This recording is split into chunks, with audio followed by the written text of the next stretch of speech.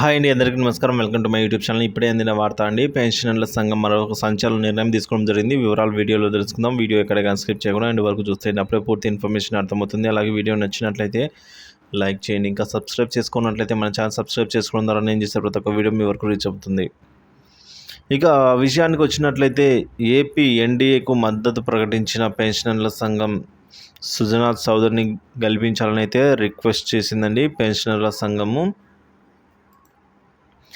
పెన్షనర్లను మోసం చేసిన జగన్ ప్రభుత్వాన్ని ఓడించాలి అంటూ ఆంధ్రప్రదేశ్ పెన్షనర్ల సంఘం అమరావతి విభాగం ఓటర్లకు పిలుపునిచ్చింది. విజయవాడ పశ్చిమ నియోజకవర్గం బీజేపీ అభ్యర్థి అయిన సుజనాకు మద్దతుగా ప్రకటించింది.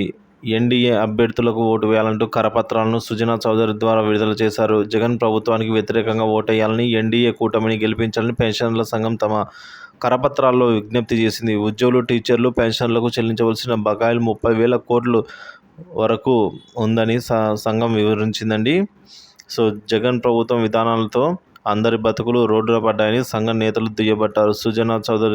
సుజనాను కలిసిన వారిలో ఏపీ సచివాలయం సంఘం మాజీ అధ్యక్షుడు గురవయ్య, ఏపీ ఎన్జిఓ సంఘం మాజీ అధ్యక్షుడు, జేఏసీ మాజీ చైర్మన్ అండి. సో అలాగే అఖిల భారత పెన్షనర్ల సమాఖ్య మాజీ ప్రధాన కార్యదర్శి జి పూర్ణచంద్రరావు, అలాగే సంఘ నేతలు విజ్డమ్ చౌదరి, అలాగే పి నాగరాజు, ఇంకా తదితరులు అయితే పాల్గొనడం జరిగిందండి. సో మొత్తానికి ఏమంటున్నారంటే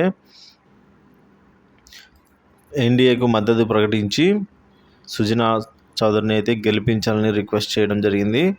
ఆంధ్రప్రదేశ్ పెన్షనర్స్ అసోసియేషన్ అమరావతి అండి. సో ఈ విధంగా అయితే ఉంది. సో దీని మీద మీ అభిప్రాయాన్ని కామెంట్ చేయండి.